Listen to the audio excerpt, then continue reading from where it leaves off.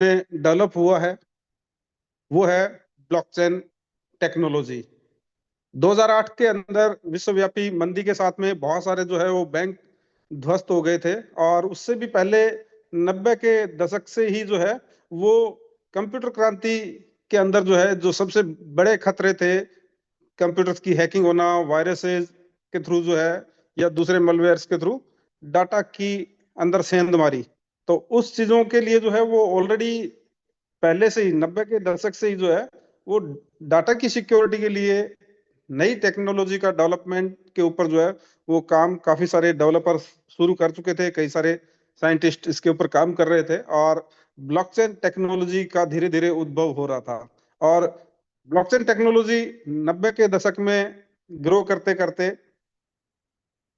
2000 के बाद का जो सिनेरियो है उसके अंदर सबसे पहले आम आदमी ने जो इसका नाम सुना वो सुना बिटकॉइन की ब्लॉकचेन के थ्रू। और यानी कि बिटकॉइन की ब्लॉकचेन का उद्गम कब हुआ? बिटकॉइन की ब्लॉकचेन जो है उसका उद्गम हुआ 2008 के बाद में, यानी 2009 के अंदर हुआ था। रीजन, किसी भी चीज के पीछे कारण रहता है, वो कारण जैसे कहते हैं ना कि आवश्यकता आविष्कार की जननी है, इस चीज की आवश्यकता यानी महसूस होने लगी थी कि ऐसा सिक्योर सिस्टम जो है वो बने डाटा सिक्योरिटी का। उसके साथ साथ 2008 के अंदर जो एक घटनाक्रम हुआ कि बहुत सारे जो बैंक हैं वो फेल हो गए, बैंकिंग सिस्टम अमेरिका के अंदर बुरी तरह से ध्वस्त हो गया, और लोगों की जमा पूंजी जो है वो उसका काफी बड़ा नुकसान हुआ। इंडिया के अंदर में बात करें तो बैंक के अंदर रखा हुआ धन हम सुरक्षित मानते हैं, लेकिन गवर्नमेंट की तरफ से या आरबीआई की तरफ से सिर्फ 5 लाख रुपए की गारंटी ही उस पे रहती है, जो बैंकिंग का जो अधिनियम है उसके तहत, यानी कि आपका धन चाहे कितना भी पड़ा हो लेकिन मिनिमम गारंटी जो है वो सिर्फ आपको 5 लाख रुपए तक की ही मिलती है। तो ये जो 2008 के अंदर बैंकिंग सिस्टम जब ध्वस्त हुआ तो बैंकों के ऊपर से भी जो है विश्वास उठा, और एक अनाम डेवलपर जिसका नाम जो है हम सतोशी नाकामोतो के नाम से जानते हैं, लेकिन वो एक्चुअल नाम नहीं है उसका, तो उस अनाम डेवलपर ने 2008 के अंदर एक व्हाइट पेपर जारी किया, और जिसके अंदर उसने एक रूपरेखा रखी कि इस तरह की जो है वो एक पैरेलल प्रणाली बनाई जा सकती है जहां पे बैंकिंग सिस्टम का अस्तित्व ही नहीं हो, बैंकिंग सिस्टम की जरूरत ही ना हो, और लोग अपना जो कैश का आदान प्रदान है, जो मॉनिटरी ट्रांजेक्शन्स हैं, वो डायरेक्टली पी टू पी कर पाए, पर्सन टू पर्सन डायरेक्टली, यानी बीच में कोई भी मिडल मैन की जरूरत नहीं हो, और ट्रांजेक्शन्स भी जो है वो पब्लिकली ओपन हो, वो जो है कोई भी व्यक्ति उसको देख सके, ट्रांसपेरेंसी भी यानी कि उसमें शामिल हो। तो यहाँ पे सबसे पहले जो है, और इस चीज को यानी कि एक अमली जामा पहचान पहनाने के लिए जो है वो जरूरत पड़ी सतोशी नाकामोतो को, वो पड़ी ब्लॉकचेन टेक्नोलॉजी की, क्योंकि ब्लॉकचेन टेक्नोलॉजी जो है वो डाटा सिक्योर करने के साथ साथ उसके अंदर एक और फीचर जो होता है वो होता है क्रिप्टोग्राफिक टोकन्स जनरेट करना। ब्लॉकचेन जो है वो क्रिप्टोग्राफिक टोकन्स भी जनरेट कर सकती हैं, क्योंकि वहां पे सारी की सारी जो भी इंफॉर्मेशन स्टोर होती है वो क्रिप्टोग्राफिक फॉर्म में स्टोर होती है ब्लॉकचेन के अंदर, यानी कि एक गुप्त भाषा में कह लो। और उसी के साथ साथ जो है वो क्रिप्टोग्राफिक टोकन्स भी जो है बनाए जा सकते हैं ब्लॉकचेन के ऊपर। ब्लॉकचेन के अंदर जो है सारा डाटा जो है वो छोटे छोटे ब्लॉक्स में डिवाइड होता है, और कंप्लीट इंफॉर्मेशन किसी एक ब्लॉक में नहीं होती, डिफरेंट ब्लॉक्स में होती है, और दूसरा वो इनक्रिप्टेड भी होती है। तीसरी चीज जो है वो डिस्ट्रीब्यूटेड लेजर, यानी कि ये सारी जानकारी जो है वो बहुत सारे सर्वर्स पे, बहुत सारे सर्वर के नोड के ऊपर जो है वो बिखरी हुई होती है, और एक ट्रांजेक्शन का कम से कम 10 20 30 या उससे भी ज्यादा जगह जो है रिकॉर्ड होता है। तो यानी कहीं से भी अगर कोई एक जगह से डाटा अगर कहीं से बाई चांस किसी दुर्घटनावश कोई सर्वर को नुकसान होने से अगर नुकसान भी होता है तो उसकी 10 से ज्यादा जगह कॉपी ऑलरेडी होती हैं, तो यानी हमारा डाटा जो है वो सुरक्षित रहता है। आने वाला जो भविष्य है उसमें तो ये डाटा हमारा जो है और भी ज्यादा सिक्योर होने वाला है। यानी कि अभी बहुत सारे जो बड़ी कंपनीज हैं, जैसे स्पेस एक्स है एलन मस्क की, वो डाटा सेंटर जो है आउट ऑफ अर्थ, यानी कि हमारे इस ग्रह धरती नामक ग्रह से बाहर भी जो है वो डाटा सेंटर्स अंतरिक्ष में और दूसरे ग्रहों पे बनाने की भी प्लानिंग कर रहे हैं। तो जो भविष्य के अंदर जो है वो अगर पूरा का पूरा एक ग्रह को भी नुकसान हो जाए तो भी हमारा डाटा जो है वो सुरक्षित रहता है। तो ये चीज जो है वो एक अभूतपूर्व क्रांति है और इसी वजह से दुनिया भर की जितने भी बैंक्स हैं, जितने भर दुनिया भर की सरकारें हैं, गवर्नमेंट डिपार्टमेंट्स हैं, प्राइवेट कंपनीज हैं, सभी अपना डाटा जो है आज की डेट में ब्लॉकचेन्स के ऊपर स्टोर करना शुरू कर चुके हैं। कई सारी जगह पायलट प्रोजेक्ट के रूप में ये चीजें चल रही हैं, कई सारी जगह जो है कंप्लीट अडॉप्शन हो भी चुका है। इसके लिए दो तरह की ब्लॉकचेन्स जो है वो काम में आती हैं और एक प्राइवेट ब्लॉकचेन, एक पब्लिक ब्लॉकचेन। प्राइवेट ब्लॉकचेन ज्यादातर जो गवर्नमेंट ऑर्गेनाइजेशन है वो अपनी खुद की एक प्राइवेट ब्लॉकचेन बनाते हैं। और जैसे हमारे इंडिया के अंदर जो भारत सरकार ने अलग से जो नेशनल ब्लॉकचेन फ्रेमवर्क है एनबीएफ जो है, उसने एनआईसी के साथ में मिलके और एसटीपीआई के साथ में मिलके अपनी एक अलग से जो है ब्लॉकचेन जो है वो बनाई है, विश्वस्य जिसका नाम है। और उस पे भी गवर्नमेंट के काफी सारे रिकॉर्ड्स जो है वो रहते हैं आज की डेट में। हमारे जो सीबीएसई है, यानी बच्चों का जो CBSE central board of secondary education है, वो भी पिछले 4-5 साल से जो है वो 10th और 12th की मार्कशीट का सारा डाटा जो है वो उसी के ऊपर अपलोड करती है। बहुत सारे सर्टिफिकेशन आज की डेट में जो है वो ब्लॉकचेन पे स्टोर होने लग गए हैं। बैंकिंग प्रणाली की बात करें तो जैसे हम बात करते थे कि पहले जो हमारे बैंक होते थे उनमें मैनुअल काम होता था, कंप्यूटरीकरण से पहले की बात कर रहा हूँ मैं। और उसके बाद में जब कंप्यूटराइजेशन होना शुरू हुआ अलग अलग ब्रांचेज का, तो बड़े गर्व से वो लिखा करते थे अपने ब्रांच के बाहर कि हमारी ब्रांच जो है वो पूर्णतः कंप्यूटरीकृत ब्रांच है। आने वाले टाइम में आप देखेंगे कि बैंक जो है वो लिखेंगे बाहर कि हमारी, हम गर्व से कहते हैं कि हमारी ब्रांच जो है वो ब्लॉकचेन इनेबल्ड ब्रांच है और हमारे यहाँ पे सारा डाटा जो है ब्लॉकचेन के ऊपर जो है स्टोर किया जाता है। आपकी सिक्योरिटी उससे जो है बहुत ज्यादा बढ़ जाती है। तो यहाँ पे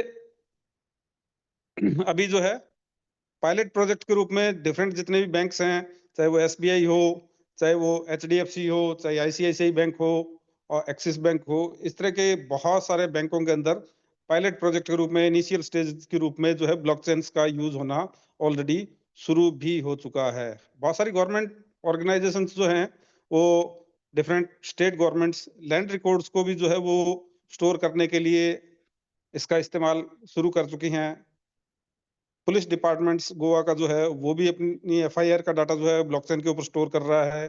इसके अलावा सुप्रीम कोर्ट की हियरिंग की डेट का डाटा भी जो है वो ब्लॉकचेन के ऊपर स्टोर हो रहा है। तो इस तरह से बहुत सारे गवर्नमेंट ऑर्गेनाइजेशंस, प्राइवेट ऑर्गेनाइजेशंस जो है वो अपना अपना सारा का सारा डाटा जो है वो आज की डेट में ब्लॉकचेन के ऊपर ट्रांसफर कर रहे हैं। तो मैंने बात की थी कि दो तरह की ब्लॉकचेन्स यहाँ पे रहती हैं, एक प्राइवेट ब्लॉकचेन्स रहती हैं और एक जो है वो ब्लॉकचेन्स होती हैं जिनको हम कहते हैं पब्लिक ब्लॉकचेन। पब्लिक ब्लॉकचेन जिसका यूज कोई भी कर सकता है, ओपन फॉर ऑल होती है और जिसकी ट्रांजैक्शंस भी हर कोई देख सकता है। और पब्लिक ब्लॉकचेन्स के साथ में एक चीज और जुड़ी होती है कि पब्लिक ब्लॉकचेन्स जो है वो उनका एक जो है वो नेटिव टोकन भी होता है। जितनी भी पब्लिक ब्लॉकचेन्स होती हैं उनका एक नेटिव टोकन भी होता है, क्योंकि हर ब्लॉकचेन को रन करने के लिए पीछे बहुत सारे सर्वर्स काम करते हैं जो डाटा भी कंज्यूम करते हैं, इलेक्ट्रिसिटी भी कंज्यूम करते हैं और भी बहुत सारे एक्सपेंसेस जो है सॉफ्टवेयर इंजीनियर्स के, हार्डवेयर इंजीनियर्स के, वो सारी चीजें भी होती हैं। तो वो सारा प्राइवेट ब्लॉकचेन्स के अंदर तो जो है वो प्राइवेट कंपनी या गवर्नमेंट जो है वो खुद से वहन करती है उन खर्चों को। लेकिन पब्लिक ब्लॉकचेन्स के अंदर जो है इन सभी खर्चों को वहन करने के लिए जो है वो नेटिव टोकन्स का यूज होता है और जो वहां पे इन खर्चों के लिए फीस यूजर्स को देनी होती है या यूजर्स को वहन करनी होती है, उसको हम कहते हैं गैस फीस।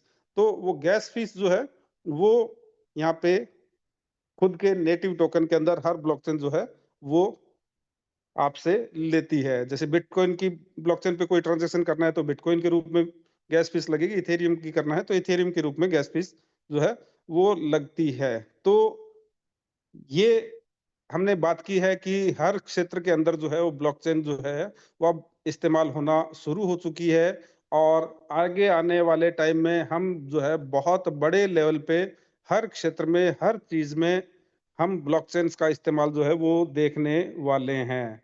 अब बात करते हैं कि हमारे लिए क्या अपॉर्चुनिटी है, हम ब्लॉकचेन्स के अंदर कैसे इस क्रांति का फायदा कैसे उठा सकते हैं। तो या तो हम जो है वो ब्लॉकचेन टेक्नोलॉजी के अंदर कोर्सेज करके ब्लॉकचेन इंजीनियर बन जाएं, जो प्रोफाइल हमारी जो है वो बहुत हाई हो जाएगी, या हम जो है वो ब्लॉकचेन से रिलेटेड जो है कुछ प्रोजेक्ट डेवलप करें। लेकिन ये सारी चीजें जो है वो आम आदमी के लिए पॉसिबल नहीं होती हैं। तो ब्लॉकचेन टेक्नोलॉजी और नेटिव टोकन्स की जब मैंने बात की, तो यहाँ पे एक अलग सेक्टर भी है जिस तरीके से जो है ब्लॉकचेन्स के साथ में इन्वॉल्व होके हम फायदा उठा सकते हैं। तो जो सबसे पहले जो ब्लॉकचेन्स थी, उनके अंदर जो है वो ट्रांजैक्शंस को स्टोर करने के लिए, वैलिडेट करने के लिए, या ब्लॉक्स को जो है वो ब्लॉकचेन के अंदर ऐड करने के लिए जो मैकेनिज्म होता था, वो होता था प्रूफ ऑफ वर्क। और उस काम को जो करने वाले लोग होते थे, उनको कहते थे माइनर्स।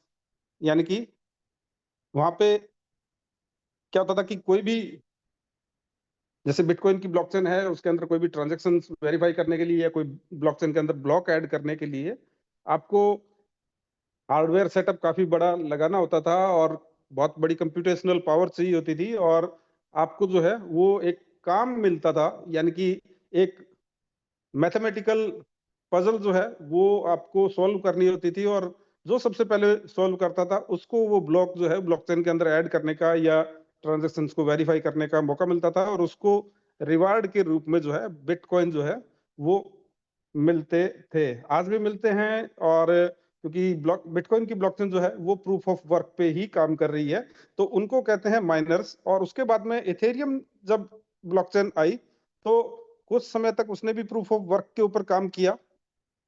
तो यहाँ पे जैसे मैं बात कर रहा था कि माइनर्स बन के भी जो है माइनिंग करके, माइनिंग सेटअप्स लगा के भी लोगों ने बहुत इथेरियम या बिटकॉइन या दूसरी क्रिप्टो करेंसीज जो है वो कमाई, यानी ब्लॉकचेन के साथ में इस तरीके से इन्वॉल्व होके जो है उन्होंने कमाई की। उसके बाद में इथेरियम कुछ सालों तक जो है प्रूफ ऑफ वर्क पे काम करता रहा, लेकिन ये बहुत जो है वो पावर कंजप्शन, इलेक्ट्रिसिटी कंजप्शन वाली जो है वो तकनीक थी। और यहाँ पे एथेरियम को श्रेय जाता है एक नई तकनीक इजाद करने का, जो प्रूफ ऑफ वर्क के मुकाबले जो है वो काफी सस्ती थी, जिसको कहते हैं प्रूफ ऑफ स्टेक, POS। तो प्रूफ ऑफ स्टेक जो है वो टेक्नोलॉजी जो है वो आने के बाद में, यानी कि कुछ वहां पे कॉइन्स जो है वो स्टेक करके, और आप जो है उसके वैलिडेटर बन सकते हैं। यहाँ उनको माइनर्स कहा जाता था। यहाँ पे ट्रांजैक्शंस को वैलिडेट करने वाले जो लोग होते हैं, उनको कुछ स्टेकिंग यहाँ पे करनी रहती है। जैसे इथेरियम के अंदर अगर हम वैलिडेटर बनना चाहें तो 32 इथेरियम हमें स्टेक करने पड़ते हैं, और हार्डवेयर सेटअप कर लगाना ही पड़ता है उसके लिए भी, और आपको इलेक्ट्रिसिटी और उसके साथ में ब्रॉडबैंड कनेक्शन हाई स्पीड वो भी चाहिए, और आपको लिनक्स ऑपरेटिंग सिस्टम का नॉलेज भी चाहिए, यानी सॉफ्टवेयर नॉलेज, हार्डवेयर सेटअप और स्टेकिंग भी साथ में जो है वो कॉइन्स की करनी पड़ती है। यानी कि कुल मिला के ये भी जो है वो काफी बड़े खर्चे वाला काम है। 32 इथेरियम का मतलब भी 1 करोड़ से ऊपर की वैल्यू हो जाती है। तो यहाँ पे भी लोगों ने जो है वो वैलिडेटर बनकर जो है वो यहाँ पे भी डिफरेंट ब्लॉकचेन्स के वैलिडेटर बनकर, और उन्होंने उस ब्लॉकचेन के नेटिव कॉइन्स जो है काफी बड़ी मात्रा में अर्जित करने शुरू कर दिए। तो ये बातें तो हमने की बिटकॉइन की, इथेरियम की, या जो है प्रूफ ऑफ वर्क और प्रूफ ऑफ स्टेक से हम किस तरह से जो है ब्लॉकचेन्स के साथ में इन्वॉल्व होके एज ए माइनर या एज ए वैलिडेटर जो है वो यहाँ पे इनकम कर सकते हैं। लेकिन ये सारी चीजें भी एक तरीके से हम कह सकते हैं कि आम आदमी की पहुंच से बाहर, और आम आदमी के समझ से बाहर और पहुंच से बाहर, पॉकेट भी अलाउ नहीं करती, और टेक्निकली भी जो है वो हम इतने साउंड नहीं होते कि हम जो है किसी ब्लॉकचेन के वैलिडेटर वाली साइड में जाके उसके साथ में इन्वॉल्व होके कमाई कर सकें। लेकिन अब बात करते हैं कि इस ब्लॉकचेन टेक्नोलॉजी का फायदा हम आम लोगों के लिए और उसमें भी भारतीय हम आम भारतीय लोगों के लिए जो है सुनिश्चित करने का मौका आ चुका है, क्योंकि हमारे इंडिया के अंदर भी जो है वो ब्लॉकचेन टेक्नोलॉजी के ऊपर जो है वो काफी सालों से काम शुरू हो चुका है। 2015 के अंदर सेंट्रल गवर्नमेंट ने जो है वो अलग से काफी सारे डिपार्टमेंट्स इसके लिए बनाए और ब्लॉकचेन टेक्नोलॉजी पे यहाँ पे काम होना शुरू हुआ। हमारे इंडिया के डेवलपर्स की बनाई हुई जो है एक फेमस ब्लॉकचेन, लेकिन वो लेयर 2 ब्लॉकचेन है, पॉलीगन जिसका नाम है, उसको आप जानते होंगे, जो इथेरियम की एक फॉर्क के रूप में काम करती है या इथेरियम की साइड चेन के रूप में काम करती है और इथेरियम के नेटवर्क पे जो है वो ट्रैफिक या कंजेशन कम करने का काम करती है। तो वो भी इंडिया के डेवलपर्स ने ही बनाई हुई है।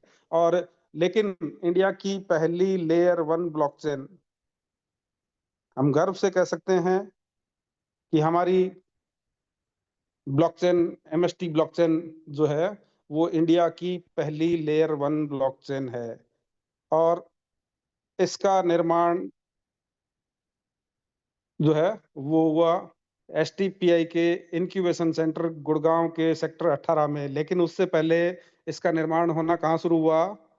हमारी कंपनी के फाउंडर और को फाउंडर के दिमाग में।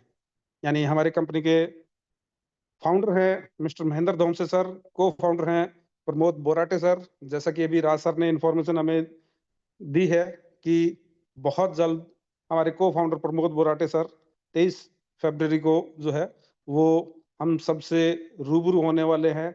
इसी सेशन के अंदर 9 बजे के सेशन के अंदर आप सबसे वो रूबरू होने वाले हैं और हमारी कंपनी का 2026 का रोड मैप, विजन, मिशन जो है वो आपके साथ में शेयर करने वाले हैं।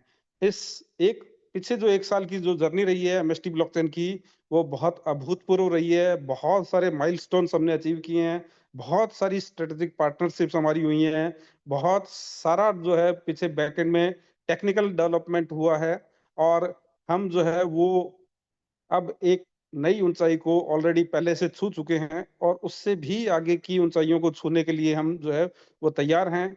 अभी बोराटे सर जो है वो दिल्ली के अंदर जो भारत मंडपम के अंदर प्रोग्राम हो रहा है वर्ल्ड लेवल का, जहाँ पे दुनिया भर के अलग अलग देशों के राष्ट्राध्यक्ष भी विजिट कर रहे हैं। जो ग्लोबल एआई समिट हो रही है दिल्ली के अंदर, उसके अंदर हमारी जो एमएसटी ब्लॉकचेन है वो भी पार्टिसिपेट कर रही है। तो वो फंक्शन जो है वो अभी 2 दिन के लिए और उसकी डेट जो है एक्सटेंड भी हो चुकी है। यानी कि 16 से 20 तक का था, लेकिन अभी वो 22 तक जो है वो रहेगा और 23 तारीख को जो है हमारे को फाउंडर बोराटे सर बहुत सारी नई गुड न्यूज़ के साथ में हम सबके साथ में यहाँ पे रूबरू होने वाले हैं। तो हम बात जो कर रहे थे कि एमएसटी ब्लॉकचेन इंडिया की पहली लेयर 1 ब्लॉकचेन जिस जो हमारे फाउंडर और को फाउंडर के दिमाग की उपज है और उन्होंने पहली बार तो इंडिया के अंदर एक लेयर 1 ब्लॉकचेन जो है वो डेवलप करने की दिमाग में सोची।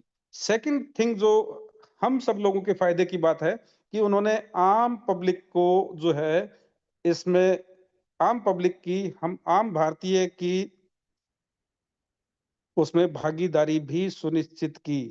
यानी कि हर ब्लॉकचेन को रन करने के लिए पीछे जो है वो कुछ सर्वर्स काम करते हैं। उन सर्वर के छोटे हिस्सों को जो है वो नोड कहते हैं और वो नोड भी जो है काफी बड़ी कंप्यूटेशनल पावर वाले होते हैं या डाटा स्टोरेज की कैपेसिटी वाले होते हैं। और ये नोड जो है वो इनका हार्डवेयर सेटअप जो है वो भी करोड़ों रुपए का होता है। और एक शुरुआती दौर में एमएसटी ब्लॉकचेन का भी जो एक नोड है उसकी कीमत 7 करोड़ रुपए जो है वो आंकी गई थी। और लेकिन यानी कि कोई भी व्यक्ति जो है वो ब्लॉकचेन के अंदर नोड होल्डर बन के उसका पार्टनर बन सकता है, लेकिन ये वैल्यू जो है वो काफी बड़ी थी। और हमारे फाउंडर्स को फाउंडर्स ने जो है वो आम भारतीय का इन्वॉल्वमेंट सुनिश्चित करने के लिए जो उनके मन में जो जज्बा था उसके लिए उन्होंने जो है पहली बार जो है एक नई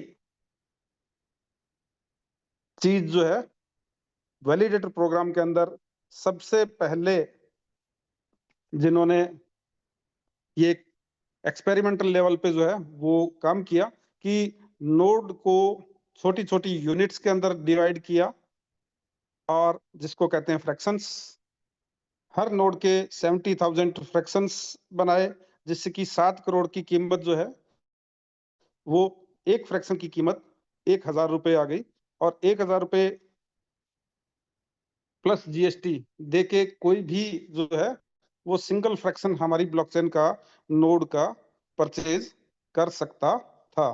तो और यहाँ पे वैलिडेटर बन सकता था।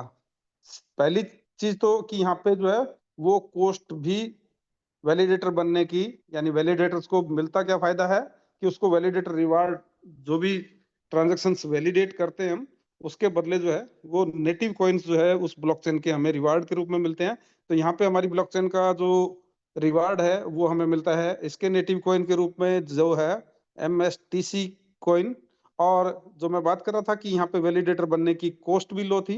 दूसरा, ये वैलिडेशन प्रोग्राम जो है वो नो कोड वैलिडेशन प्रोग्राम है, यानी आपको कोई कोडिंग आने की जरूरत नहीं है, आपको कोई टेक्निकल नॉलेज की जरूरत नहीं है, आपको कोई हार्डवेयर सेटअप नहीं लगाना है, आपको कोई हाई स्पीड इंटरनेट की जरूरत नहीं है, आपको इलेक्ट्रिसिटी सप्लाई की जरूरत नहीं है, आपको जो है वो कोडिंग या लिनक्स जैसे ऑपरेटिंग सिस्टम की नॉलेज होने की भी जरूरत नहीं है। तो ये नो कोड वैलिडेशन प्रोग्राम है, जिसमें जो है बिना किसी नॉलेज के भी हम जो है वो वैलिडेटर बन के इन्वॉल्व हो सकते हैं, क्योंकि ये सारे काम जो है वो हमारे बिहाफ पे कंपनी करती है। और यहाँ पे हमारी जो कंपनी है मास्टर स्ट्रोक टेक्नोसॉफ्ट प्राइवेट लिमिटेड, उसका हेड ऑफिस जो है वो पुणे में स्थित है, और कोहिनूर वर्ल्ड टावर के अंदर स्थित है, पिंपरी चिंचवड़ एरिया के अंदर। और यहाँ पे हमारी कंपनी के जो फाउंडर्स, को फाउंडर्स जो है, उन्होंने हम सभी के लिए ये वैलिडेशन प्रोग्राम जो है वो इतना आसान बना दिया कि जस्ट हम जो है वहां पे अपनी केवाईसी करके, और उसके बाद में हम अपना एक वैलेट क्रिएट करके और MSTC कॉइन का एड्रेस जनरेट करके हम जो है इसके वैलिडेशन प्रोग्राम के अंदर शामिल हो सकते हैं। उसके बाद में हम अपनी मर्जी से, हमारी पॉकेट अलाउ करे उस क्षमता के साथ में, हम जो है यहाँ से फ्रैक्शंस परचेज करके इसके वैलिडेटर पार्टनर बन सकते हैं। तो यहाँ पे ये जो चीज है कि जो ब्लॉकचेन क्रांति जो आ रही है उसके अंदर हम जो है वो अपनी भागीदारी सुनिश्चित कर सकते हैं, और बहुत बड़ा आने वाले टाइम में हम फायदा यहाँ पे ले सकते हैं। क्योंकि वैलिडेटर बनने से हमें डेली के डेली जो है वो यहाँ पे रिवार्ड के रूप में मिलते हैं MSTC कॉइन। और वो MSTC कॉइन जो है वो हमें मिलने कब तक है, 2044 तक।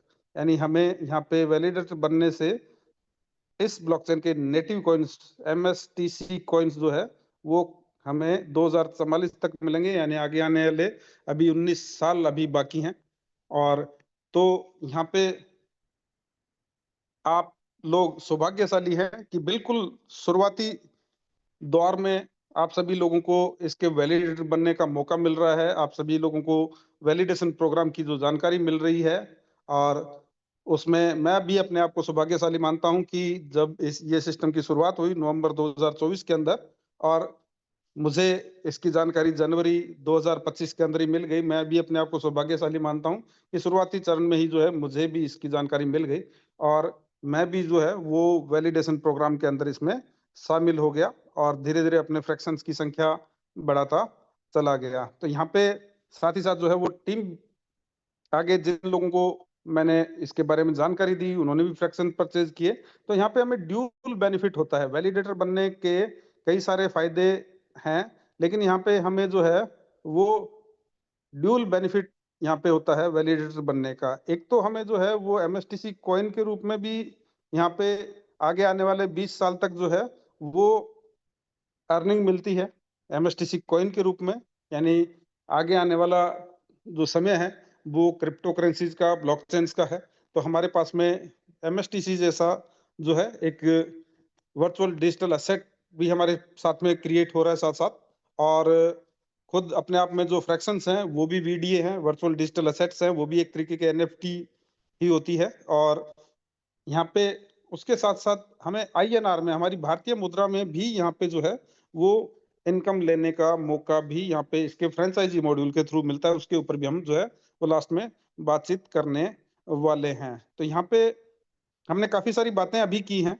और क्या होता है कि एक थर्ड पार्टी जब बताती है, बताने को कोई भी अपनी चीज के बारे में बताता है, अच्छा ही बताता है, लेकिन जब कोई थर्ड पार्टी उस चीज के बारे में बताती है तो हमें थोड़ा सा और ज्यादा विश्वास होता है। तो जो हमारे एलन मस्क जो हैं, विश्व प्रसिद्ध बिलियनियर, अभी कल परसों की न्यूज है कि दुनिया के पहले ट्रिलियनियर जो है होने वो जा रहे हैं। तो उनका ही जो एआई मॉडल है ग्रॉक, वो एमएसटी ब्लॉकचेन के बारे में क्या कहता है। तो यहाँ पे जो है वो आप देख पा रहे हैं, यहाँ पे ग्रॉक जो है को मैंने लिखा है कि एमएसटी ब्लॉकचेन के बारे में बताओ। तो इसने कहा है कि एमएसटी ब्लॉकचेन भारत की पहली लेयर 1 ब्लॉकचेन प्लेटफॉर्म है जो मास्टर स्ट्रोक टेक्नोसॉफ्ट कंपनी द्वारा विकसित की गई है, और एक नेक्स्ट जनरेशन डिसेंट्रलाइज इकोसिस्टम है जो scalability, security, transparency, low cost transaction पर फोकस करता है। और ये जो है वो एक बिल्कुल नई जो है वो टेक्नोलॉजी पे काम करता है। पीयूएस जो है उसके साथ में पीओए यानी कि प्रूफ ऑफ पीओएसए यानी कि प्रूफ ऑफ स्टेक्ड अथॉरिटी। और हमारी ब्लॉकचेन इससे थोड़ा सा एक और कदम आगे है। हमारी जो ब्लॉकचेन है वो पीओएसए के अलावा डीपीओएसए यानी कि delegated proof of stacked authority पर भी काम करती है। और यहाँ पे इसका जो है नेटिव टोकन, जो मैंने आपको अभी बताया था कि एमएसटी टोकन जो है हमारी एमएसटी ब्लॉकचेन का नेटिव टोकन है। और बहुत सारे जो है अलग अलग क्षेत्र हैं जिनके अंदर जो है वो एमएसटी ब्लॉकचेन का यूज जो है वो होना शुरू भी हो गया है। आगे आने वाले टाइम में जिन क्षेत्रों के अंदर होना है, developers, enterprises, retail, gaming, DeFi, NFTs, supply chain, digital certificates, capital markets, enterprise ready हमारी ब्लॉकचेन है। तो यहाँ पे इसके फायदे क्या हैं कि एक तो सबसे पहली बात तो हमारी जो ब्लॉकचेन है वो सबसे हाई स्पीड ब्लॉकचेन में से एक होने वाली है। हमारी जो ट्रांजैक्शन पर सेकंड है वो भी अभी जो है स्केल की जा रही है। वो अभी लगभग 4000 ट्रांजैक्शन पर सेकंड है, उसको 15000 ट्रांजैक्शन पर सेकंड जो है शायद अगले 1-2 महीने के अंदर हो जाएगी, और 40000 ट्रांजैक्शन पर सेकंड तक अभी उसको और भी लेके जाना है। तो यहाँ पे डे बाय डे जो है वो टेक्निकल हमारा जो है इम्प्रूवमेंट बैकएंड में होता जा रहा है। अभी हमारा जो है वो एक्सचेंज भी रेडी हो चुका है, भारत कॉइन एक्स एक्सचेंज जो है, भारत कॉइन एक्स .com आप जो है वो वेबसाइट अभी विजिट कर सकते हैं। सिर्फ एफआईयू लाइसेंस की वेट है, और उसके बाद में हमारा खुद का एक्सचेंज भी जो है वो यहाँ पे लॉन्च होने वाला है। तो यहाँ पे हमारी जो ब्लॉकचेन है वो हाई स्पीड तो है ही है, इसकी ट्रांजैक्शन फीस भी लो है, इसलिए सबसे ज्यादा जो स्मार्ट कॉन्ट्रैक्ट्स हैं आने वाले टाइम में हमारी ब्लॉकचेन के ऊपर ही जो है वो मूव होने वाले हैं। अभी हमारे ब्लॉकचेन के ऊपर लगभग 750 के करीब जो है वो टेस्ट नेट के ऊपर जो है स्मार्ट कॉन्ट्रैक्ट टेस्टिंग मोड में जो है अलग अलग डेवलपर्स ने जो है वो टेस्टिंग के लिए डाले हुए भी हैं। वो आप जो है एमएसटी ब्लॉकचेन testnet.mstscan.com पे जाकर देख भी सकते हैं। मैननेट के ऊपर भी बहुत सारे जो है हमारे स्मार्ट कॉन्ट्रैक्ट ऑलरेडी जो है वो आ चुके हैं। तो यहाँ पे ये जो है आने वाले टाइम में डेवलपर्स के लिए जो है बेस्ट चॉइस जो है एमएसटी ब्लॉकचेन ही रहने वाली है। उसके बाद में विजन की बात करें तो भारत में जो है ग्रोक ने जो रिजल्ट निकाला है कि भारत में ट्रस्ट बेस्ड डिजिटल इकोनॉमी बनाना, जहाँ पे छोटे बिजनेस और स्टार्टअप आसानी से वेब3 ऐप बिल्ड कर सकें। और यहाँ पे भी जो है वो सीईओ महेंद्र धोमसे के अनुसार यह सरल हमारा जो है कंपनी ने एक सरल प्रोटोकॉल बनाया, और सरल की यहाँ पे जो है वो एक कह सकते हैं कि एक्रोनियम जो है, और सरल का डिटेल में भी आप देखें तो सिंपल, एसेसिबल, रिलायबल, अफोर्डेबल और लिमिटलेस ब्लॉकचेन बनाने का इसका लक्ष्य रखा है। हमारी ब्लॉकचेन जो है वो बिल्कुल सरल भी होगी, इजी टू यूज भी होगी। और यहाँ पे ये प्लेटफॉर्म 2025 में काफी ट्रेंडिंग रहा है, और खासतौर से भारत में युवा डेवलपर्स और एंटरप्रेन्योर्स के बीच में। ऑफिशियल साइट यहाँ पे बताई है mstblockchain.com। और इसके बारे में जो है आप जो भी एआई मॉडल यूज करते हैं उसका यूज करके आप जो है वो इसकी काफी सारी जानकारियां जो है वो खुद से भी ले सकते हैं। तो यहाँ पे लेकिन हम बात खास तौर से आज कर रहे हैं कि इसके वैलिडेटर्स बनने के फायदे। तो यहाँ पे एमएसटी ब्लॉकचेन के वैलिडेटर बनने के क्या क्या फायदे हैं उसका मैं सीधा रिजल्ट पे आया हूँ। एमएसटी ब्लॉकचेन के वैलिडेटर बनने के कई बड़े फायदे हैं क्योंकि ये भारत की पहली लेयर 1 ब्लॉकचेन है और प्रूफ ऑफ स्टेक अथॉरिटी के ऊपर जो है ये काम करती है। और यहाँ पे सबसे पहली चीज जो है कि वैलिडेटर बनकर आप जो है एमएसटीसी टोकन्स कमाते हैं। ये रिवार्ड जो है ब्लॉक वैलिडेशन और नेटवर्क सिक्योर करने के लिए मिलते हैं। एमएसटी ब्लॉकचेन का जो है वो टोकनोमिक्स ऐसा है कि सिर्फ जो वैलिडेटर्स हैं उन्हीं को यहाँ पे एमएसटीसी कॉइन मिलते हैं। यानी यहाँ पे कंपनी जो है वो सिंगल कॉइन भी सेल नहीं करती है, बेचती नहीं है। आपको जो है अगर यहाँ से एमएसटीसी कॉइन इस ब्लॉकचेन के नेटिव कॉइन्स अर्न करने हैं तो वैलिडेटर बनने का ही रास्ता यहाँ पे है। यानी सारे के सारे रिवार्ड जो है वो वैलिडेटर्स के लिए ही सुरक्षित रखे गए हैं। यहाँ पे भी जो है वो बताया गया, देखो कि कई सोर्स बताते हैं कि रिवार्ड जो है अगले 20 साल तक जो है मिलेंगे। और ये वेब3 में सबसे सस्टेनेबल अर्निंग मॉडल्स में से एक है। और यहाँ पे जो है वो नेट इसमें वैलिडेटर बन के जो आप नेटवर्क सिक्योर करते हैं, डिसेंट्रलाइजेशन के अंदर योगदान करते हैं और इससे जो है भारत के अंदर ट्रस्ट बेस्ड डिजिटल इकोनॉमी जो है उसमें आपका रोल जो है उसको मजबूत करने में आपका भी रोल जो है हो जाता है। तो यहाँ पे आप जो है वो पैसिव इनकम और एक तरीके से वैलिडेटर बनना या फ्रैक्शन परचेज करना जो है एक तरीके का लॉन्ग टर्म इन्वेस्टमेंट है और आपको इससे जो है वो पैसिव इनकम मिलती है। तो स्टेकिंग या नोड रन करके जो है पैसिव इनकम आपको मिलती है एमएसटीसी कॉइन्स के रूप में। और यहाँ पे इसने जो है बताया कि अभी जो है कि फ्रैक्शनल नोड ओनरशिप यहाँ पे अवेलेबल है। पूरा आपको नोड जो है खरीदने की जरूरत नहीं है, छोटे अमाउंट से भी आप पार्टिसिपेट कर सकते हैं। जैसे नोड की करंट प्राइस अभी जो है लेटेस्ट प्राइस आप जो है वो mstblockchain.com की वेबसाइट के ऊपर जाके देख सकते हैं। अभी भी जो है वो प्राइस 3000 के आसपास ही है। और यहाँ पे जो है वो अभी बहुत सुनहरा मौका है कि इसके वैलिडेटर आप जो है छोटी सी कीमत से इसके वैलिडेटर पार्टनर बन सकते हैं। अगले 20 साल तक जो आपको वैलिडेशन रिवार्ड मिलेंगे, उसके बाद में भी आपको जो है स्टेकिंग रिवार्ड तो निरंतर जो है अगर आप यहाँ पे स्टेकिंग अपनी बनाए रखते हैं तो स्टेकिंग रिवार्ड आपको लाइफ टाइम तक भी यहाँ पे मिल सकते हैं। तो यहाँ पे आपको दिख रहा है कि यहाँ पे वैलिडेटर जो है वो ये थोड़ा सा पुराना आंकड़ा है, 55,000 प्लस लिखा है इसने। तो जो है वैलिडेटर्स ऑन बोर्ड हो चुके हैं और ये दिखाता है कि ये स्केलेबल और पॉपुलर है। यहाँ पे अर्ली एक्सेस और इन्फ्लुएंस जो है नए फीचर्स और गवर्नेंस में अर्ली एक्सेस मिलता है, रेपुटेशन बढ़ता है, आप एमएसटी के फ्यूचर को सेव करने में मदद करते हैं।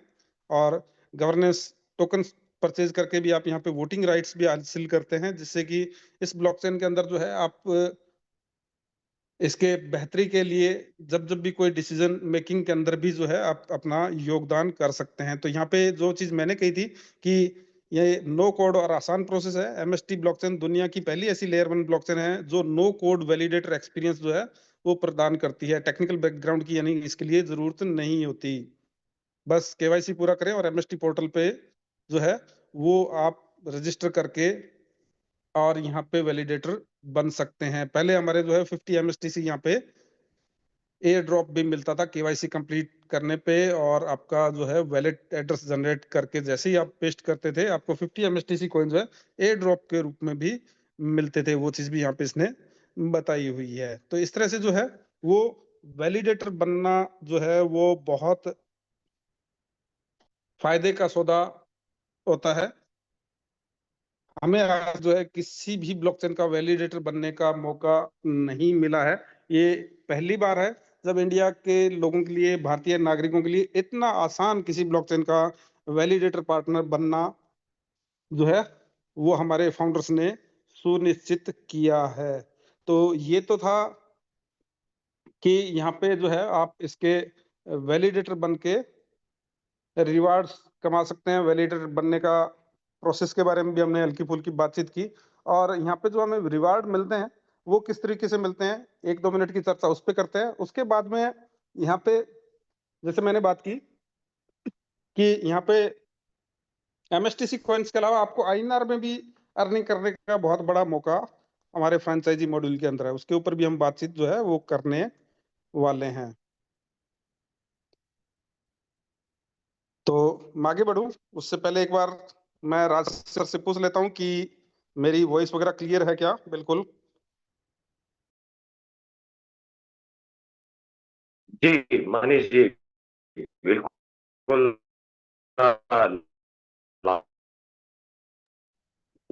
Okay, thank you sir. Thank you very much. और आगे बढ़ते हैं साथियों हम। सर आपकी थोड़ी सी वॉइस शायद ब्रेक हो रही है मेरे पास में।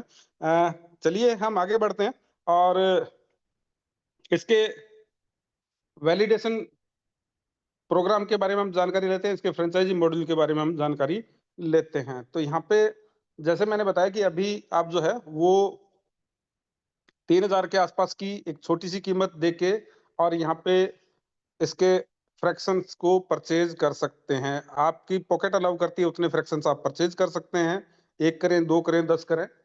और यहाँ पे आप वैलिडेटर पार्टनर जैसे बनते हैं 20 साल तक जो है वो आपको रिवार्ड्स मिलना सुनिश्चित हो जाता है।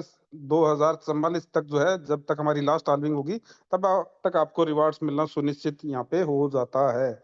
और तो ये रिवार्ड्स मिलते किस तरीके से? हमारी ब्लॉकचेन के अंदर जो है वो हर 3 सेकंड के अंदर एक नया ब्लॉक बनता है और उस ब्लॉक के साथ में 200 एमएसटीसी कॉइन जो है वो रिलीज होते हैं। और यानी कि हर मिनट के अंदर ये घटनाक्रम 20 बार होता है। लगभग 4000 एमएसटीसी कॉइन जो है वो हर मिनट के अंदर रिलीज होते हैं रिवार्ड डिस्ट्रीब्यूशन के लिए, वैलिडेटर प्रोग्राम के लिए। और ये 4000 हर मिनट को अगर हम मल्टीप्लाई करें 60 से तो ये यानी कि 1 घंटे का फिगर आ जाएगा। और ये 2,40,000। और अगर इसको 24 से हम मल्टीप्लाई करें यानी कि 24 घंटे से, तो ये फिगर निकल के आता है कि डेली अभी जो है वो 57,60,000 कॉइन्स डेली माइन होते हैं, मिंट होते हैं या रिलीज होते हैं, हम कह सकते हैं वैलिडेटर रिवार्ड्स के रूप में डिस्ट्रीब्यूट करने के लिए। इतने एमएसटीसी कॉइन 57,60,000 कॉइन डेली के डेली वैलिडेटर रिवार्ड्स डिस्ट्रीब्यूट करने के लिए रिलीज होते हैं हमारी ब्लॉकचेन के अंदर। और ये मिलते कैसे हैं, किसको मिलते हैं, कितने मिलते हैं? अभी की डेट में बात करें तो हमारे यहाँ पे 9 नोड जो है वो एक्टिव हो चुके हैं। 9 नोड में हर नोड के अंदर, जैसे मैंने बताया था कि हर नोड के 70,000 यूनिट्स बनाई हुई हैं, 70,000 टुकड़े किए हुए हैं, 70,000 फ्रैक्शंस बनाए हुए हैं। तो यहाँ पे अभी टोटल 6,30,000 फ्रैक्शंस को ये डेली रिवार्ड जो है वो डिस्ट्रीब्यूट होता है। और यहाँ पे अगर आप 57,60,000 को डिवाइड करें 6,30,000 से, 57,60,000 को अगर डिवाइड करेंगे 6,30,000 से, तो ये फिगर जो निकल के आता है 9.14 एमएसटीसी कॉइन के आसपास डेली आपको अभी जो है वो रिवार्ड मिल रहे हैं। जैसे जैसे यहाँ पे जो है वो नोड्स एक्टिव होते चले जाएंगे, मिलने वाले रिवार्ड्स जो है वो हमें पर फ्रैक्शन वो कम होते चले जाएंगे। इसीलिए जो है वो जल्दी फ्रैक्शन खरीदना और जल्दी वैलिडेशन प्रोग्राम के अंदर आना ज्यादा फायदेमंद है। पहले यही कॉइन जो है वो 9.14 के बजाय शुरुआती दौर में 20 कॉइन हमें मिला करते थे, फिर 16 पे आया, फिर 13, फिर 11, फिर 9, आगे जो है ये 8 पे भी आएगी संख्या। धीरे धीरे करके ये कम होते चले जाएंगे, क्योंकि जैसे ही एक नया नोड हमारे ब्लॉकचेन के अंदर एक्टिव होता है और उसके साथ जो है वो 70,000 फ्रैक्शंस और इंक्लूड हो जाते हैं, जिनके अंदर जो है ये रिवार्ड डिस्ट्रीब्यूशन के अंदर उनको भी पार्टनरशिप मिलना शुरू हो जाती है। इसलिए जितना जल्दी हो सके उतना बेटर है। अभी हम बात करते हैं कि जैसे मैंने बात किया कि ये तो आपको एमएसटीसी कॉइन्स के रूप में रिवार्ड मिल रहे हैं, लेकिन यहाँ पे इसका जो फ्रेंचाइजी मॉड्यूल है उसके अंदर आप जो है वो फ्रेंचाइजी मॉडल के अंदर जो है आप INR के अंदर भी जो है वो अर्निंग कर सकते हैं। सबसे पहली बात तो अब जब आप फ्रैक्शंस परचेज करते हैं तो आपको GST इनवॉइस मिलती है, क्योंकि हमारी ब्लॉकचेन जो है वो टोटली इंडिया गवर्नमेंट के रूल्स रेगुलेशंस को फॉलो करती है। 100% जो है वो लीगल फॉर्मेट में काम करती है। GST इनवॉइस तो आपको मिलती है। और यहाँ पे इसके साथ जो मैं बता रहा हूँ INR में अर्निंग जो फ्रेंचाइजी मॉडल में मिलती है, वो भी आपको TDS डिडक्ट होके बिल्कुल एक नंबर में आपको वो इनकम मिलती है। तो हमारा फ्रेंचाइजी मॉडल जो है वो क्या है, और उसके लिए मैं चलो एक जो है वो छोटी सी पिक्चर फॉर्म में भी जो है वो आपके साथ में शेयर करता हूँ। सबसे पहले आप जो है यहाँ पे जैसे ही यहाँ पे KYC वगैरह कंप्लीट करके और आप यहाँ से फ्रैक्शन परचेज करते हैं, चाहे सिंगल फ्रैक्शन भी आपने परचेज किया, आप यहाँ पे पहले ही जो है वो 5% के लेवल पे होते हैं। वैलिडेटर आपकी डेजिग्नेशन होती है और 5% जो है वो कमीशन के लिए, डायरेक्ट कमीशन के लिए आप हकदार रहते हैं। आप जिनको भी रेफर करेंगे, जिनको भी बताएंगे इस वैलिडेशन प्रोग्राम के अंदर आने के लिए जो है वो उत्साहित करेंगे, तो उनके द्वारा खरीदे जाने वाले फ्रैक्शंस का जो विदाउट GST वाला पोर्शन है उसके ऊपर आपको 5% जो है वो डायरेक्ट रेफरल कमीशन उसके ऊपर मिलता है। उसके बाद में हम बात करें कि नेक्स्ट जो है वो आपका प्रमोशन यहाँ पे होता है स्पार्टन्स के रूप में। और इस रैंक पे आने के लिए जो क्वालिफाइंग क्राइटेरिया है तो वो है कि आपके थ्रू जो है वो डायरेक्ट या इनडायरेक्ट 20 से ज्यादा लोग जो है वो फ्रैक्शंस परचेज कर चुके हों, टोटल वैल्यू जिनकी 1 लाख से प्लस हो, तो आप जो है वो स्पार्टन रैंक पे आ जाते हैं। और यहाँ पे आपको डायरेक्ट रेफरल कमीशन बढ़ के आपका हो जाता है 10%। और इनडायरेक्ट आपके टीम में जितने भी फ्रैक्शन सेल होते हैं उनका आपको अनलिमिटेड डेप्थ तक 5% जो है वो कमीशन मिलता है। कहीं भी आपके सेकंड डेप्थ में, थर्ड डेप्थ में, कहीं भी आपके किसी भी बिजनेस लाइन में जो है वो फ्रैक्शन सेल हो रहे हो, वो उसका आपको अगर डायरेक्ट में सेल हुआ है तो 10%, इनडायरेक्टली सेल हुआ है तो 5% कमीशन आपको उसका मिलता है। उसके बाद में यहाँ पे अगली जो रैंक है वो है स्पाइडर की। और स्पाइडर की रैंक अचीव करने के लिए आपके दो डिफरेंट जो बिजनेस लाइंस के अंदर दो स्पार्टन होने चाहिए। और यहाँ पे आपका जो है वो टोटल बिजनेस जो है वो 5 लाख का होना चाहिए। और आप 15% के ऊपर आ जाते हैं। 15% यहाँ पे आपको मिलता है डायरेक्ट कमीशन, यानी आपके डायरेक्ट रेफरेंस से अगर कोई फ्रैक्शन परचेज करता है तो उसका आपको 15% कमीशन मिलेगा। और आपके यहाँ पे नीचे जो दो बिजनेस लाइंस स्पार्टन उसकी हैं वो 10% पे हैं, तो उनके नीचे से जितने भी फ्रैक्शंस की सेलिंग होगी उसका 5% कमीशन आपको मिलेगा। उसके अलावा आपकी मल्टीपल बिजनेस लाइंस हो सकती हैं, उनके अंदर हो सकता है कि अभी वैलिडेटर रैंक पे ही हो लोग ज्यादातर, तो वहां से आपको 10% का डिफरेंस आता है कमीशन का अनलिमिटेड डेप्थ से। तो ये जो है वो 15% की रैंक पे बहुत अच्छी इनकम जो है आपको स्पाइडर की रैंक पे आपके थ्रू जो रेफरल टीम बनी है उसमें जो भी फ्रैक्शन सेल हो रहे हैं उससे अच्छी खासी इनकम यहाँ पे आना आपको शुरू हो जाती है। उसके बाद में आती है रैंक अवेंजर्स की, और जहाँ पे आपका कमीशन बढ़ के जो तो आता है 20%। अवेंजर्स की रैंक हासिल करने के लिए आपको किसी भी दो बिजनेस लाइन में आपके दो स्पाइडर्स होने चाहिए। और यहाँ पे टोटल आपका बिजनेस जो है वो 15 लाख रुपए का होना चाहिए, तो आप जो है वो अवेंजर्स रैंक हासिल कर लेते हैं। 20% अब आपको डायरेक्ट कमीशन मिलना शुरू हो जाता है, यानी डायरेक्ट फ्रैक्शन सेल होंगे उसका 20%।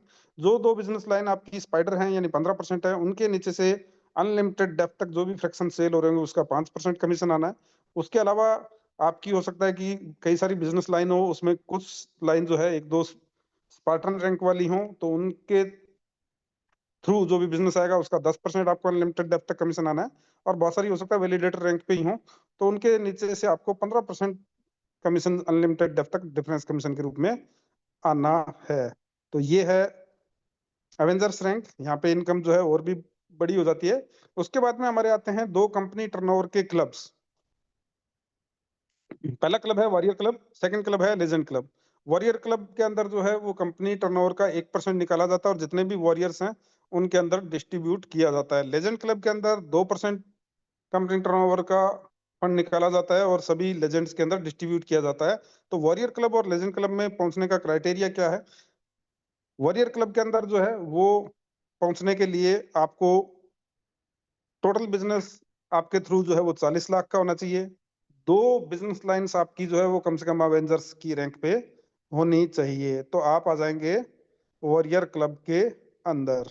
और यहाँ पे नेक्स्ट जो रैंक है लेजेंड क्लब के अंदर, लेजेंड क्लब के अंदर आने के लिए क्राइटेरिया है कि आपका टोटल बिजनेस जो है वो 1 करोड़ का होना चाहिए, और 2 बिजनेस लाइंस आपकी जो है वो वॉरियर क्लब अचीव कर चुकी हों। तो यहाँ पे आप जो है वो लेजेंड क्लब के अंदर आ जाएंगे। इन क्लब्स के अंदर जितने भी लोग जो है वो इन्वॉल्व होते हैं, उनमें इक्वली जो है वो ये company turnover royalty equally distribute की जाती है। तो ये है इसका वैलिडेशन प्रोग्राम और इसका फ्रेंचाइजी मॉडल।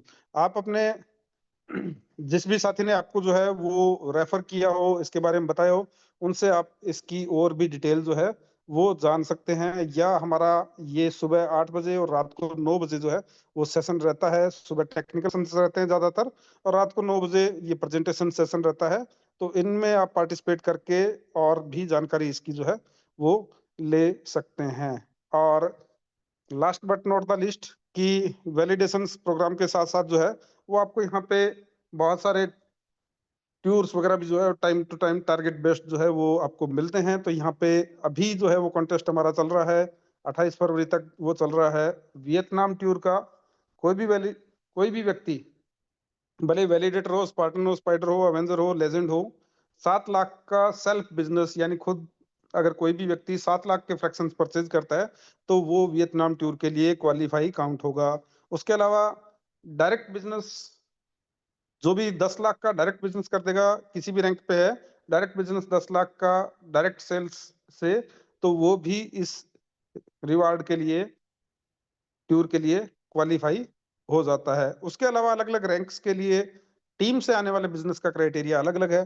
स्पार्टन के लिए जो है टीम बिजनेस चाहिए 14 लाख का, स्पाइडर्स के लिए चाहिए 21 लाख का, एवेंजर्स का टोटल टीम बिजनेस अगर 35 लाख से क्रॉस होता है तो भी वियतनाम टूर के लिए वो क्वालिफाई हो जाएगा। वॉरियर्स जो है वो 55 लाख का बिजनेस चाहिए, लेजेंड्स को चाहिए 1 करोड़ 1 लाख का बिजनेस। और यहाँ पे ये रैंक्स जो है वो 1 फरवरी को लॉक कर दी गई थी। आपने अभी अगर 1 फरवरी के बाद में अगर कोई रैंक अचीव की है, यानी आप स्पाइडर थे और अवेंजर बन चुके हैं इस दौरान बीच में, तो भी आपके लिए 21 लाख का ही क्राइटेरिया यहाँ पे रहने वाला है। यानी कि 1 तारीख को 1 फरवरी को जो जिस रैंक पे था उसी के हिसाब से उसको ये टारगेट कंप्लीट करना है। और 23 तारीख की मीटिंग को बिल्कुल ना भूलें। हमारे को फाउंडर प्रमोद बोराटे सर आने वाले हैं, तो ईच एंड एवरी पर्सन, आपकी टीम में जितने भी पार्टिसिपेंट आज तक आपके साथ में इन्वॉल्व हुए हैं, वेदर वैलिडेटर हैं, वेदर वो सिर्फ एयर ड्रॉप में पार्टिसिपेट किया था, सभी को इनवाइट करें उस मीटिंग के लिए। और इन्हीं शब्दों के साथ में मैं अपनी वाणी को विराम देता हूँ। राज सर अगर अवेलेबल हैं तो मैं उनको इनवाइट करना चाहूंगा। पुनीत सर भी अगर अवेलेबल हो तो वो भी आ सकते हैं। जी बहुत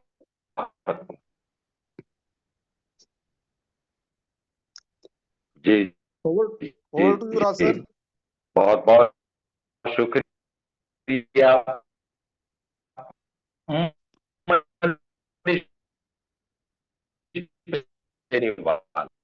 हनुमानगढ़ राजस्थान, बहुत बेहतर प्रदर्शन दोस्तों। हर सर मेरी आवाज क्लियर है? मनीष जी, क्या मेरी आवाज क्लियर है? सर आपकी आवाज शायद नेटवर्क आपके पास में शायद कम है, वीक है, जी तो आपकी वॉइस जो है ब्रेक हो रही है थोड़ी।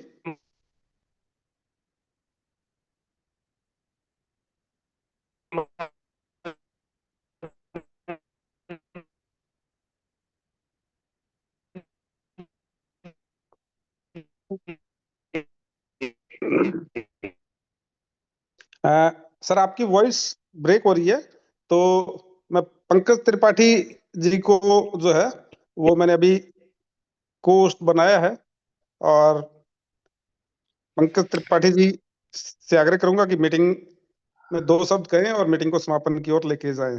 Okay okay okay, thank you Manish sir, thank you Ram sir, आप दोनों लोगों को हमारा प्यार भरा प्रणाम। और आज की मीटिंग बहुत ही काबिल तारीफ सर आपने लिया है, और हमें उम्मीद है कि हमारे साथ में हमारे जितने साथी हैं सभी को काफ़ी पसंद आया। आपने बहुत सारी पॉइंट को क्लियर करने का प्रयास किया।